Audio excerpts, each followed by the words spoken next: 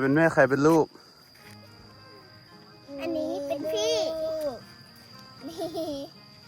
ใหญ่ข้างล่างอันนี้ผู้ใดเป็นแม่ ใหญ่ เอาใครขึ้นไปได้ แม่ ปิ่นมาจ้ะโอ้ย เอ้า หดกันนะทุกคนบรรยากาศงามแรงหดต้นไม้รดน้ำต้นไม้นะเนี่ย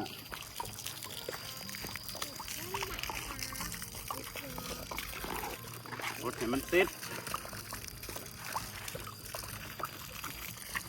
ฝนตกมานี่พอดีติดเลยหญ้านี่เบื้องต้นคือสิปักไปแต่ใดก็ติดโอ้โห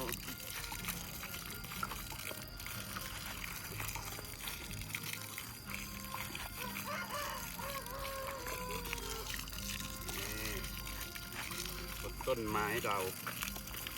ออก บรรยากาศแจ่มแรง ออก อากาศดีมาก ออกปันออก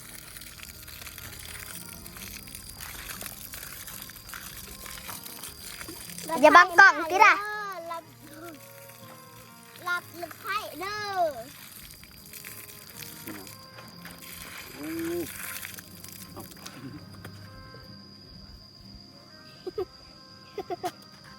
ว้าวเดี๋ยวค่ะ โอ้ตรงนี้พี่น้องบรรยากาศข้างหลังเขาบรรยากาศดีบ่ตอนแรกอากาศกำลังดีเนาะเดี๋ยวไปสนามมหดอีกพี่น้องเดี๋ยวถ่ายอยู่นี่ก็ได้สิรถปิดก่อนเดี๋ยว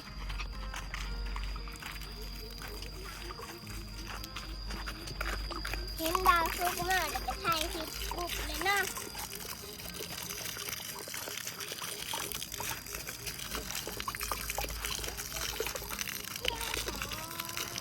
กันดินเสาะกันดินสำเระ มันใหญ่ขึ้นมาอันนี้มันจะสีอันนี้บ่ ฮะ มันใหญ่ขึ้นมามันจะสีเห็ดให้น้ำบ่ไหลอยู่เห็ดให้ลินบ่โยนลงมาเอา หากมันยากเอาที่จับดินไว้มันก็จะบ่ค่อยไหลนี่ เกือบเหยียบอันนี้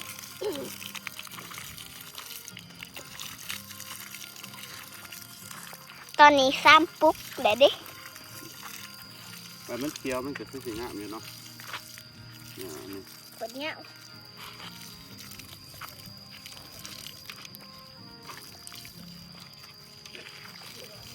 ปูย นี่ เบิด โอ้ มันจะกัดดีสุด จับดีสุดๆ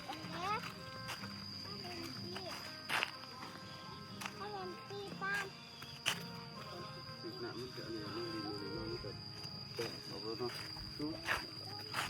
เดี๋ยวเทียบยังอีกตุกหนึ่งพี่น้องเดี๋ยวจะเอามาโคตรบอลนี่แล้วจ้ะโคตรแถวนี่แถวหนึ่งนั่น ๆ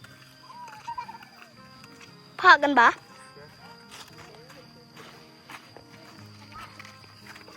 ทางก็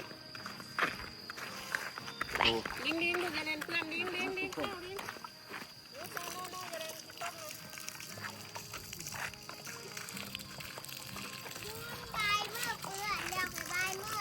เออนี่จะว่าดินโยดไปเบิดเบิด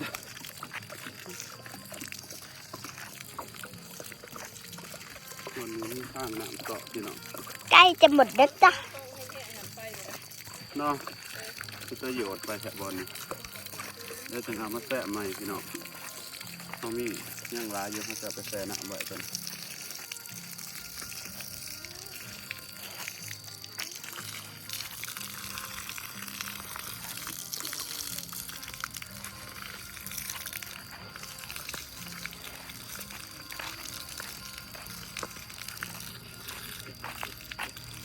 ดิ้งดูแม่บอกว่าอย่าเล่นกินต้มนั่นถ้าเดี๋ยวนี้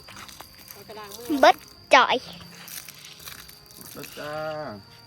เรือป่ะรถป่ะยังอันหนึงเอาทุกคนเขาจะเอาอันนั้นไปไว้เอาตัวนั้นไปแช่ไว้ตัวที่มันเหลือ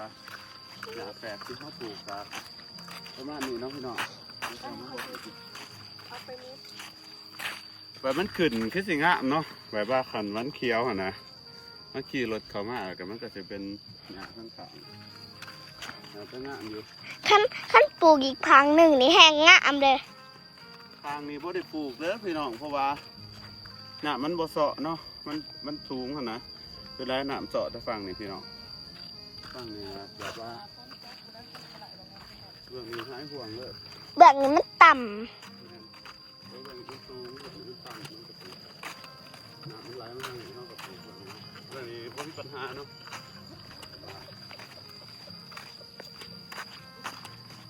เขาเบิ่งหญ้าที่นี่แล้วโอ้เรือแบบหลายๆนี่เนาะเรือกายเครื่องเลยนี่ตัวนี้คือหญ้าแฝกที่มันเรือบอสุกจะเอาไปแช่น้ำไว้พี่น้องแช่น้ำไว้แล้วก็ให้มันทนให้มันอยู่จังซี่นะกระถาเบิ่งอีกที่หนึ่งว่ามันจะเป็นอย่างไรหลังจากฝนตกหลายๆเถื่อนะขันบอลได้มันอันนี้เขาก็เอามาแช่ใส่ใหม่เนาะตัวนี้เอาไปแช่น้ำกันไปแช่น้ำไว้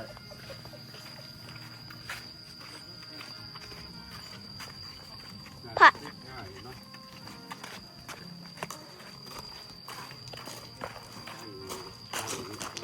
เลือกแล้วพี่น้อง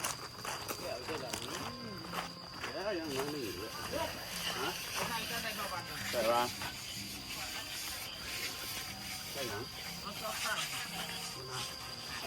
ำผ้ากันบ่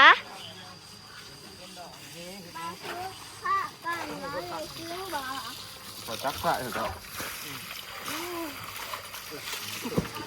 ผ้ากันบ่เอาสุก ลอยนี่อย่าพลาดเอาว่ากินน้ำดิเดินไม่ใส่เบิ้ล ไปยืนถ่ายอยู่ดิ ก็เลยซอยก็น้ แต่ อย กล้องคอยสะดวกสบายพี่น้องใส่น้ำขิงถ่ายคลิปหน่อยถ่ายคลิปเป็นไร เอากลางๆเพื่อสีจะ อีป่านผัดบ่แนบกล่อง แค่บ้านนึงถ่ายคลิปบ่เป็นนึงบ่ตั้งใจถ่ายก็ถือเป็นอยู่บนแนมก็นั่นก็เอฟซีบ่เห็นนี่วะ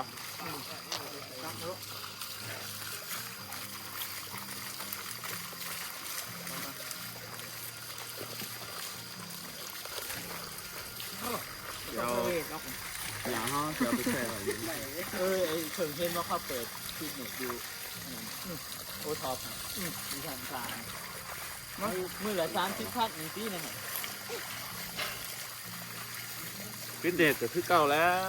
ถูกกว่ายุ่งยากนี้ ไปบ่ไปตลอดจะมันก็บ่ขึ้นแล้ว เด็กคนลุก เดี๋ยวจะกินน้ำกินเวย์ฮะกล้ามแน่นแล้วได้ เป็น เต เป็น ะแล้วฮะสาวมาเต็ม เตาลงเตาไล่เลยเนาะยังรอเนาะ อ่ะมาพี่ซิงเอาอันนี้เข้ามา ใหญ่ใหญ่ สนใจเด้อสนใจเด้อ ไว้เปื่อนเบิด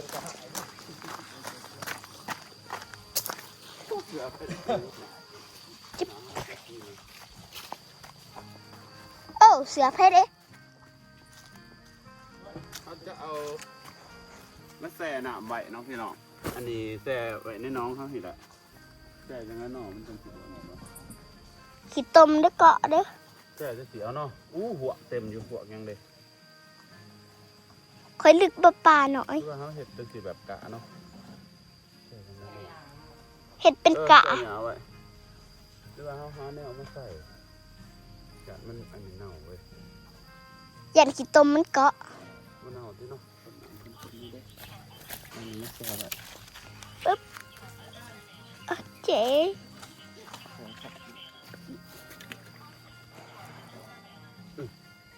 มันจังนี่ไม่ใช่บ่อนี่อันนี้เขาจะแซ่ไว้หรือว่าแกะอันนี้วะไม่แกะหรอกเนาะแกะอันไหนก็บ่เป็นยังหรอกหลายเลยพี่น้องเรือปักหลายๆมา สิใส่บิดอยู่บ่เด้ ตู้วิทย์ดอกเห็ดจะเสียวมันมีแนวยิงมันกล้ามกล้าเฮามีบอลปลูกเนาะพี่น้องคันว่ามีบอลปลูกเฮากะทีม เราจะได้ทีม เปลืองเงินกัน สิพยายามเลือกเอาตัวใดมันงามเนาะบัดเฮาแซ่แล้วตัวใดหากมันสมบูรณ์ยังหากตัวใดมันสมบูรณ์แล้วก็บางที่ตัวเฮาปลูกใหม่น่ะมันตายเฮาก็เอาตุ้มนี้ไปแทนได้สินะพี่น้องอันนี้เฮาแซ่ไว้ก่อนเนาะกันเฮาสิปลูกเบิดบาทเดียวนี่ก็ ลูกก็ยังทำยังบ่เบิดพี่น้องแล้วก็พื้นที่เฮามันบ่นี่เบิ่งอีกก่อนค่อยๆทำไปค่อยๆแก้ไขทีละเล็กทีละน้อยอันใดมันตายเฮาก็เอาตัวนี้ไปเติม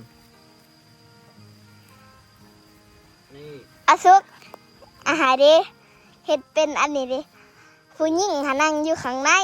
ผู้หญิงแบบผู้หญิงงามๆผู้ชายกะยืนแนมอยู่ข้างหลังน้ำได้เฮ้ยน้ำได้ย่อย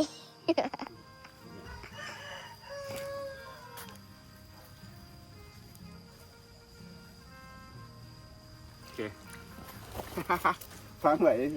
ตาไปเสียเนาะเพราะว่าอยู่บ่ย่ำแดดมันก็ห่มอยู่บ่นี่น้องสาเฮาไปก็แหละจริงบรรยากาศย่ำแรงพี่น้องอันนั้นตะเวนกำลังสิตกผูเนาะส่วนหญ้าที่เขาปลูกก็ถาเบิ่งเนาะพี่น้องว่าตอนมันขึ้นมาตอนมันติดขนาดมันสิเป็นจังใดบ่สุขคิดว่ามันน่าจะงามอยู่เนาะแบบว่าเขาขี่รถเข้ามาสินะภาพบรรยากาศมันจะประมาณนี้เนาะอยู่เข้ามาสมมติว่ามีหญ้าแฝกอยู่ข้างๆนี่มันก็สีเขียวทั้งข้างทางอยู่สินะบ่สุขคิดว่ามันน่าจะงามบ้านสวนเฮาอันบ้านสวนบ่มีสวน FC คอมเมนต์ว่าบ้านสวนแต่ไม่มีสวนเพิ่นนะอันเอิ้นบ้านให้บ้านหน้าก็ได้เนาะพี่น้องเอาที่เฮาสะดวกกว่าเนาะอาจสิบ่มีสวนคือคำว่าบ้านสวน คือประมาณนี้ว่าน้อยก็สะดวกสบายเนาะวันนี้เพิ่นมีเฮือนอยู่นี่เด้ทางเข้ามาก็สบายเลยบ่ต้องคิดหยังบ่ต้องยากหยังเรื่องหนทางเข้ามาสบายอยู่นะพี่น้องสะดวกสบายเลยตะกี้แต่ก่อนบ่มีทางมันก็เข้ามามันก็ยากนะผ่าทางนั้นมาเนาะมันบ่มีหยังถาวรจังซี่นะเห็นเพิ่นสิมาอยู่ก็เลยว่าเฮ็ดทางเข้ามาดีกว่าบ่ต้องซีเรียสหยังว่าอนาคตเฮาสิมีทางเข้ามาบ่หยังบ่เฮาได้ทางนั้นมันก็โล่งใจไปหลายเติบเลยเนาะพี่น้องส่วนที่เหลือเฮาก็ค่อยปรับปรุงไปเฮ็ดที่ละหน่อยพี่น้องเฮ็ดอันนั้นหัวขั้นตอนต่อไปคือปรับดินแล้วก็เฮ็ดหัวคอยไปทีละปีมี FC แนะนำบ่าวสุกบอกว่าให้ถมดินก่อนปี1 2 ปีเนาะเพิ่นว่าให้ดินมันแจบก่อนจังเฮ็ดเทือนเด้อบ่าวสุกเพิ่นว่าบ่าวสุกก็สิเฮ็ดแบบ FC บอกหั่นแหละเนาะบ่าวสุกสิถมดินก่อนแล้วก็หาเงินไปจ้างได้เฮ็ดเทือนจังซี่นะก็ถมดินคอยเฮ็ดไปทีละหน่อยสมมุติว่าอนาคตมันเป็นจะได้แบบว่าเฮาเฮ็ดสระเฮ็ดไว้จังซี่นะพี่น้องก็ต้องเบิ่งอีกเนาะว่ามันจะเป็นจะได้เฮาสิหาเงินทันบ่บรรยากาศก็โอเคเนาะทางเข้ามาก็งามทีมงานเป็นกระพากันสาเพื่อนแล้วพี่น้องมื้อนี้แล้วเลยสะดวกสบายน่าอยู่เกี่ยวเขาก็เขียวแล้วเนาะไปพี่น้องคลิปนี้บ่าวสุกกับสิขอโตมลาพาจากแล้วเด้อขอบคุณแม่เล็กที่ฝากเงินมาให้ซื้อหญ้าแฝกตรงนี้เด้อขอบคุณทุกคำแนะนำทุกคนเนาะมีหยังกันแนะนำบ่าวสุกแน่คันบ่าวสุกปลูกหญ้าแฝกมันบ่ถูกวิธีกันเนาะก็ทุกคิดว่ามันน่าจะโอเคแล้ว